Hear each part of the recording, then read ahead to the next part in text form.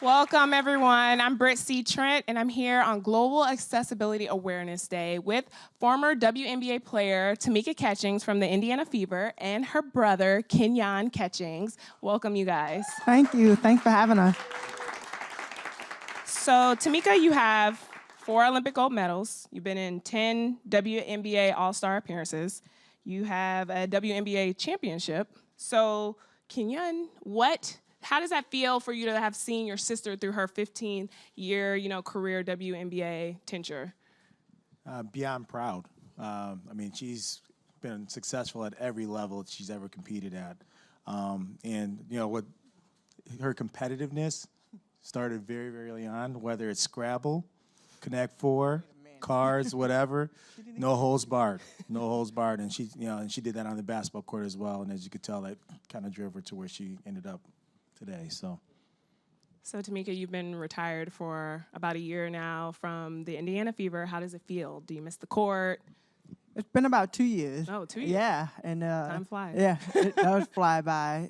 It's been a blessing. Yeah.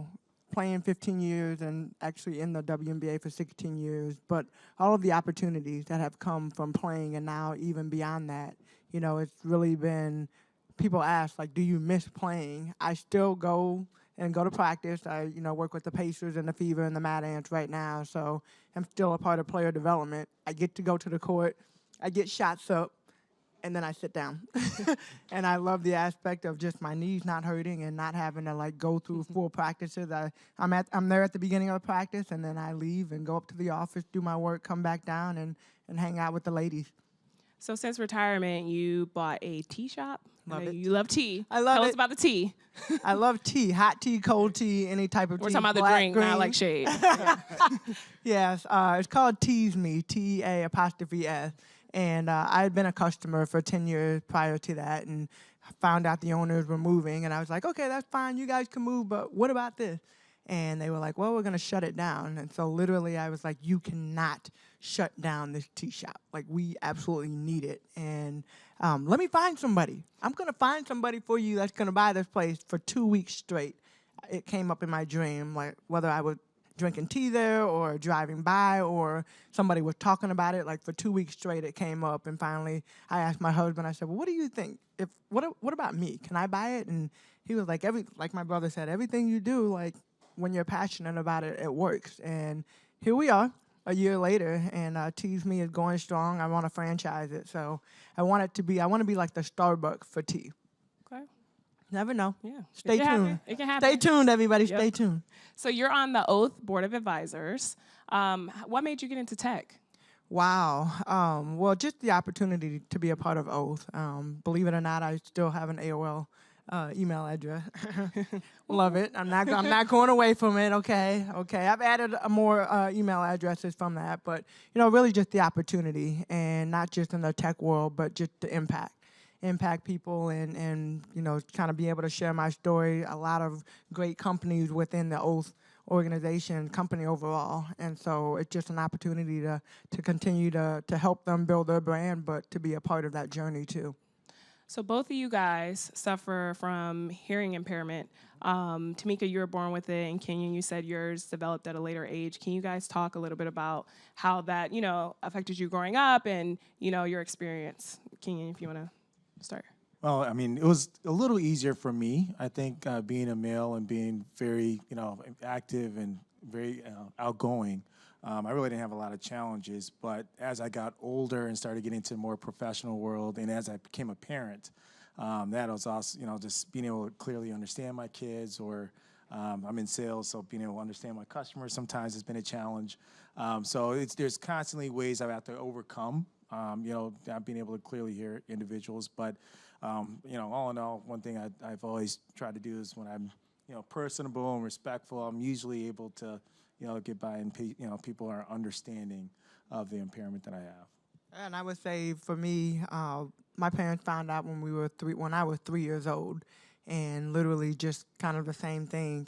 It was more challenging for me, being the youngest of 3, the baby girl, and really kind of when I was in 2nd grade, I would say, first grade was probably the last time that I didn't know that I was different than everybody else. And then second grade came, and I got bullied a lot, got made fun of a lot, had to wear hearing aids, of course, and just the way that I talked, the way that I looked, the hearing aids that I had to wear back then, it was a struggle.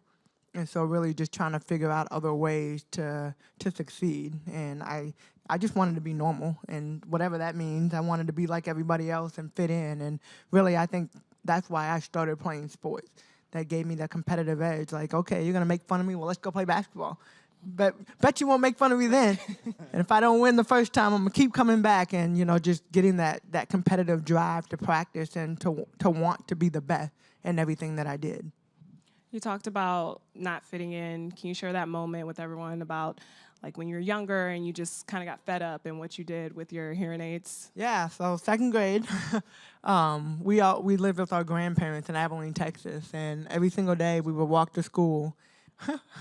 And my sister, and all three of us would walk to and from school. And one day, like I just wanted to be normal. I'm like, this is it. This day is gonna be a great day. I'm gonna go to school. I'm gonna be normal. I'm gonna fit in. And right when I walked through the doors, I got made fun of. And the rest of the day kind of went like that. I was just like, man, I just want to be like everybody else. And I remember as we walked, we'd always walk past a tall field of grass. And as we walked by, I just took my hearing aids out and I threw them as far as I could. And then we were in sports, so we were in softball at that point in time. Went to softball practice, and I loved to get dirty, so like I was everywhere. And then after practice, my mom looked at me, and she was like, "There's just something different about you." I don't know. Young lady, where are your hearing aids at? And I was like, I don't know. And so we walked we went left field, right field, center field, went first, second, third base, home court, or home base.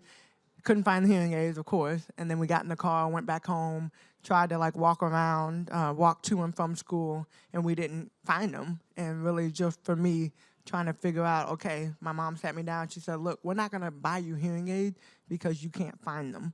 So you're going to have to learn how to adjust. And from that point on, I did 4 things. I learned how to read lip. That was the first. We have competition when we were younger. We put the TV on mute and just watch TV by reading lips. Yeah, so that was the first thing. Before closed captioning. Yeah. We weren't using it. Yeah, well, we didn't know about it back then, I suppose. But so the first thing was reading lips. Second thing, sit in the front row of every single one of my classes. Third thing, read the textbook, literally read chapters before I went to school. And then the fourth thing, stay after class and have my teachers fill in the blank. But that was just how I got by after that. So Kenyon, as an older brother, how did you feel? And you were going through the same thing. Like, how did you guys support each other, and how did you, support her as an older brother? Well, one of the things I didn't realize until the book, some of the stuff was not even made aware. I was not aware of until I actually read it in the book that came out a couple years ago. But I mean, I was very protective, not only of my baby sister, but also our middle sister. But, I did protect her when I could, but she didn't always bring it to me. A lot of stuff she just kind of dealt with on her own and found her own way to battle through it. And I wish she would have said something, because I told her I would have beat up a few more people in my, back in the day, but I was unaware, so we didn't get the chance to do that. But she handled most of that by herself. And Kenyon, you have also, you have Crohn's disease, so you wanted to be a professional basketball player as well. How did Crohn's disease, impact your dreams? Well, first of all, we have an oath pledge that I have is always be resilient. And so I always had all these dreams. Yes, I'm going to play professional basketball. I'm going to be a billionaire. I'm going to, all those things. None of those have happened. Not too late. Still waiting. Yeah, not yet. Too late. Not yet. Who knows? But, when I got diagnosed my junior year in high school with intestinal disorder, and I just, from that moment on, was never the same. But my parents always told us to focus on academics. And so I still signed to play Division I basketball at Northern Illinois, but I also had an academic full ride. So I went that route, and really never looked back. Now I have 4 boys. Yes, 4. So my 22-year-old just finished playing his 4th year of football, and now he's playing basketball for his 5th year. And I got one that will be heading to Harvard next year to play basketball. So even though I wasn't able to kind of take that path, at least my kids have been able to use sports and their education to get to the next level. So I hope that, them watching me go through and overcome that has helped with that path. So Global Accessibility Awareness Day. What is this day and why is it so important? Well, I'm excited. I'm excited about the accessibility overall. And just thinking, I mean, we came into the lab and the question was asked, what do you know about accessibility? And to be honest, I haven't really heard it. It's not something that you just, walk up to somebody and say or even think about, but being able to access the lab and see all of the cool things that we're doing with Oath and just being able to make workspaces and, literally life just more accessible, for people not just like us that are hearing impaired, but vision impaired and, basically any disability to be able to have the same access to different things and to be successful. What do you think, Kenyon, your experience in the Oath Accessibility Lab? Unbelievable. So I'm a gadget guy. So there's a bunch of tablets and, different mouses. They even had a device where you put on glasses. You can control a screen just by, moving your head. So, it's amazing to see all the advancements they've been able to make with technology. And, and I'm looking forward to seeing what comes next. Mm-hmm. That's the biggest thing. It's like, okay, we're here. What's next? Yeah. So you mentioned your 3-word oath, which at Oath we have, a 3-word mantra that we try to live by daily. And if you want to share again what yours was and how, what it means to you, and same with you, Tamika. Mine is always be resilient. Mm-hmm. And it's because I have had different obstacles that have come up, major obstacles. And one major one that just recently came up with my kids. But bottom line is always being able to fight through that and learn and get stronger from it. So that always be resilient. And mine is impact every life. And a few years ago, really 2016, I started thinking about, okay, I'm setting my goals for 2016. I'm going to reach all these goals. And I think the year before I had 5 to 10 goals. January, I was all in. February, kind of fell off. By, June, I was like, okay, where did I put those goals at? And so then I became I just need to pick one word. And so really my one word for 2017 was impact.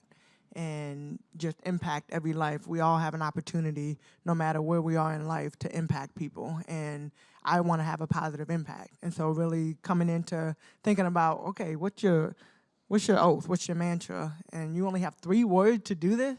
So impact every life. And everyone that I come in contact with, I hope that I have a positive impact on. So speaking of, impacting, how important is it that, people in the celebrities and in the limelight continue to talk about, hearing impairment and different mental health and different, disabilities for the younger generation to look up to? Well, I think it's really important because for so long we've kind of individually have been ashamed of the disabilities that we have. I know for me, when I threw my hearing aids out, I was ashamed of who I was. And I went from 2nd grade all the way to my freshman year in college without wearing hearing aids. We moved around quite a bit within that time, but from 2nd grade all the way to freshman year, and I remember Coach Pat Summitt, University of Tennessee, sat me down and she said, look, your story can impact millions of people. I want you to get back into wearing your hearing aids, which I was kind of like, oh, man, and then I want you to share your story. And I think from that point, it really allowed me the opportunity to speak about who I am and what I represent. And so I think being able to stand up here and be proud, now I'm proud. I think having a hearing disability, it's a superpower. And, so now that I'm so proud about who I am and what I'm doing, it's one of those things that I love talking about it. And I love, all the kids that come up and parents that, we meet and just being able to be a role model for so many young people that are growing up that want to be a professional athlete one day. And you mentioned that Kenyon has been, you admire him, and he's been such a, hero in your life. Can you explain some of the reasons why you admire your big brother? He's great. Just look at him, guys. Look at him. Honestly, he was protective, and he is, even to this day. But, I just remember how hard he worked in every aspect of his life. And, he had highs and lows. Our dad was really hard on us, and all of us played basketball, but him being the oldest and the only boy out of the 3, he was hard on him, and he just kind of resilient. He took it like a champ. And just being able to watch him, he from the basketball side, from school, as a parent, every single day, just the way he lives his life, I wrote a poem for him way back when. I didn't You know it, memorize it. I'm not gonna hit y'all with the poem. Don't worry. But but just how he is, and just he's so genuine and just so loving and just a great guy. Like yeah, Aw. yeah. You know how they say, oh, I just love him. So Kenyon, what is it like for people who don't know about Crohn's disease? What is a day in the life of someone who has Crohn's disease? Well, so actually, my diagnosis was not officially Crohn's, it was Okay. internal, but they're all kind of in the same spectrum. It's it's a little embarrassing sometimes because it's just that not knowing what you eat can set you off and not be a comfortable situation. I'll leave it at that. But it's the pain. Like people, everyone's kind of probably had those stomach cramps at some point. But imagine that times 10. And, and just it doesn't go away sometimes. So just really learning how to live your life. And then the other thing, too, is diet. Learning, I love sausage. Love sausage. And I can't eat sausage anymore because my body can't handle it. So learning things over time that's like, well, that doesn't agree with, you can't touch that, you can't touch that. And so that's been a little rough. But, all in all, it's been more just those kind of changes that helped me get through. So Tamika, women's sports have always, battled with being recognized and supported. And what do you think needs to be done going forward to just, make sure that women athletes get the same, recognition that they deserve? Well, I mean, I think we've come a long way, and we still have a long way to go. But one of the things I look at the WNBA in particular, just because that's what I played in, but marketing. Just doing a better job of marketing for our players. We play here for 4 or 5 months, and then we go overseas for 8 months, and you're just kind of like out of sight, out of mind, right? So I think for the W, it's really about marketing, and then overall, just the same thing, just being able to be advocates for our sports and be advocates for the things that we're doing, but also having women come behind women and be that voice and be that mouthpiece to continue to get people and get exposure to what we're doing. And Kenyon, as someone who's kind of on the outside but still connected to women's sports, what do you think, we can do as a whole to just make sure women get that recognition that they deserve? Well, I mean, I think you're seeing a lot as far as, when there's, 2 roles that are cast in a movie and the man makes, 4 times more than the, female actress, that still exists. It's not just in sports, but it's across the board. And so it's continuing to expose that. So I think that a WNBA player today should make what, one of the NBA players makes. They're not there yet because it's based on what they're generating. But I think, marketing, but also you're starting to see an advancement in the game as well. And the girls, kind of like with the NBA, Dr. J was a good player, but he couldn't really dribble the basketball nearly as well as the guys today. You're seeing the game advance. So I think another thing, too, would be once we get a few more dunkers in the league, Tamika, can you dunk? I think that would help a little bit. I don't know. Yeah. Were you Got some dunkers. We got some dunkers in the league. I mean, I'm talking about y'all about to see a brawl up here. Yeah. Go. So Tamika, you also have your scholarships and foundations that you're working on. Can you share with everyone a little bit more about that?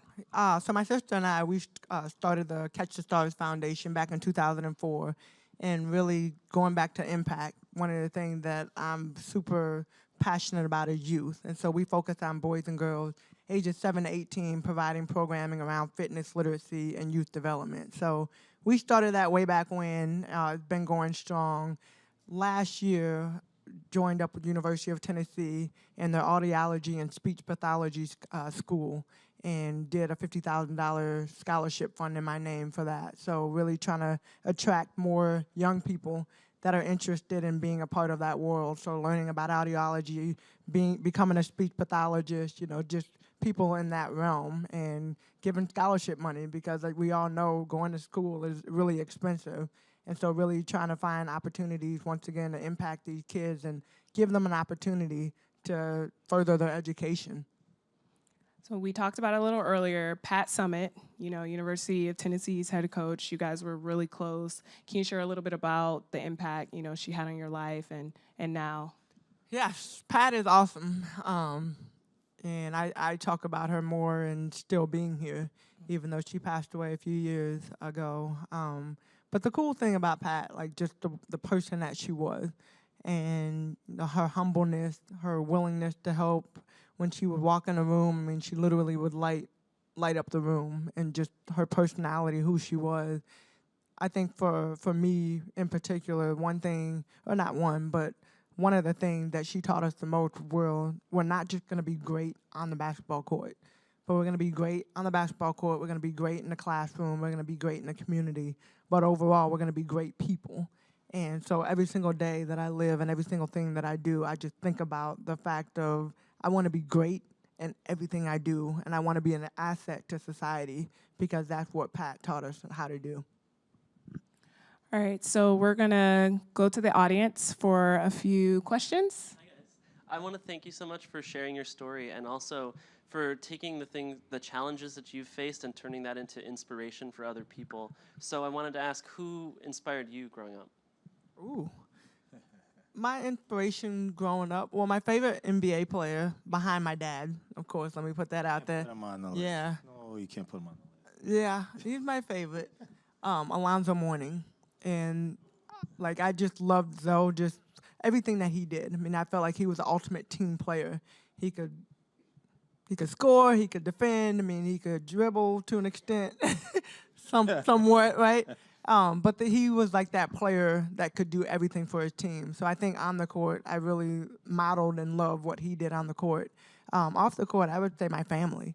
And, because we were all so close, because we moved around so much, they were like my role model, but then also my protectors. And I felt like I was invincible as long as I had my family around.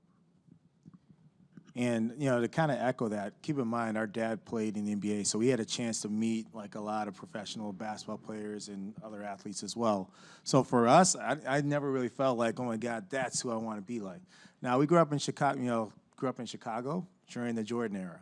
So Jordan is the best basketball to ever set foot on the basketball, or best basketball player to ever set foot on a basketball court. So basketball-wise, he was the guy. That's who I wanted. I wanted a fadeaway jump shot, to kiss the rim, dunk on anybody. That's what I wanted to be able to do. But as far as off the court, it was more my family. That was my motivation. That was, kind of what got me going and grounded us, grounded me. So. Wait, quick show of hands. Who thinks Jordan is the best or LeBron? LeBron, raise your hand. Oh. Oh, LeBron? Raise your hand, you think? LeBron, raise your hand. One LeBron? No. Okay. We thought you said Jordan. No, we thought you said Jordan. Jordan, raise your hand. Yeah. Okay. All All right. Okay. That's good. This guy didn't raise a hand for either one. No, the one behind you. Yeah, he did. He did Jordan. Jordan? Oh, okay. I didn't see it. Sorry. All right, good. Get called out. Don't get called out. All right, next question. Oh, yeah, Hi. So I was wondering, with all the challenges you two faced, what always motivated you to keep pushing forward every day and do your very best? I think for me, the thing that pushed me to keep moving forward and motivated me to keep going forward, I wanted to, let me just back up. I wanted to make all the people that said I would never be anything, I would never make anything of myself, I would never be able to do something, like I wanted to be the person to say, I told you so, I told you, I told you I could do that. And so like that was my main drive early on. But then as I gotten older, my main drive now is I want to be the best me and not necessarily compared to anybody else. Like I just know when I go into a job or when I go in to do something, I want to be the best that I can be. And so every day when I wake up, I have a new opportunity to do just that. And that's what motivates me. And for me, it's changed. Kind of like her, but early on, it was just I was self-driven. Then it was like, okay, I want to be like Michael Jordan. Then it's, so now, it's more, my family, but also I have kids, and I have, a fiance, and she's got. So there's other factors. So over time, you start, there's people like, what, this is what I'm thinking about every day when I go to work. This is why I get up at 5 o'clock to go in the operating room with doctors or whatever. So your motivation changes over time, but whatever it takes to get you going, you just find your own motivation. Well, we want to thank both of you guys for being here today, Global Accessibility Awareness Day. And, we'll look out for your foundation, and you guys just keep pushing forward, and we're so proud. Happy to have you guys. Thanks, Brittany. Thank you Thank so you, much. guys. Give it up.